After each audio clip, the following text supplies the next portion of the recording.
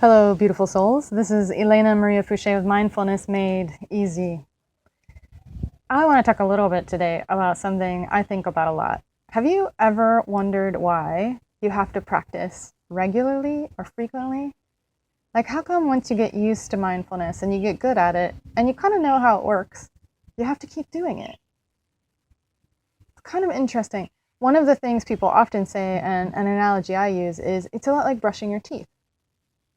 It doesn't last forever. You need to do it again. Like any kind of hygiene, we have to maintain it.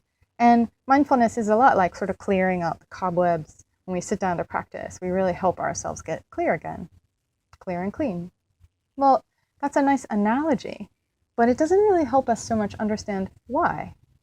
And the other day, I listened to this great talk by Dr. Lara Boyd on TEDx Vancouver.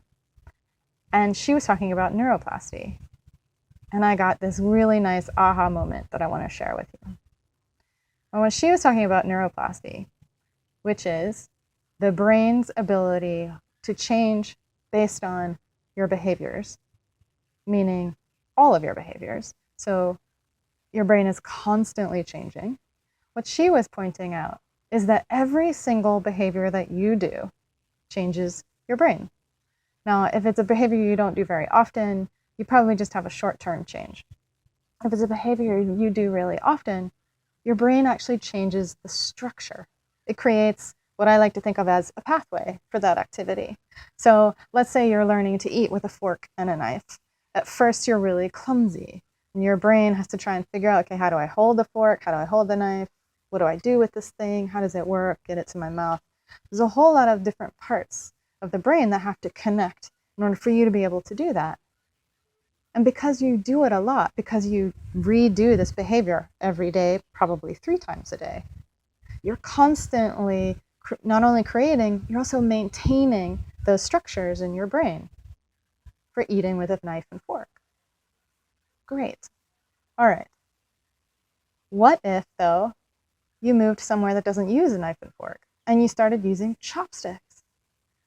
Well, you're going to have to start over, because now you're going to have to figure out, how do I pick these things up? Which fingers do they go in? How do I hold food? How do I get it into my mouth? Big problem, right? You have to learn how to eat all over. Okay, now here's the thing. The more often you do that, you start creating structures for that, for eating with chopsticks. And your brain will take those old structures that you're not using for fork and knife and reroute them to other things, because you don't need those connections anymore. So this is partly what's happening with mindfulness. As we practice every day, or many days, most days, we're creating and maintaining the pathways in our brain for mindfulness. When we stop practicing, though, the brain will stop making and maintaining those pathways. It'll start reusing those pathways and rerouting your neurons to do other things, to do whatever you're doing. Here's something interesting that I realized. Of course, the longer you've done something, the stronger the pathway is. You could say the more clear the pathway, or the more connected the neurons are. The bigger the structures, or the stronger the structures in your brain for that particular behavior. So if you were that person that started off with knife and fork and then went to chopsticks, if you went back to knife and fork, you might get a little bit clumsy at first. It would come back pretty quickly, though. Because even though your brain would start rerouting the structures for knife and fork to other things, the structures are so big and so strong, it would get them back pretty quickly. You'd remember. Same with mindfulness.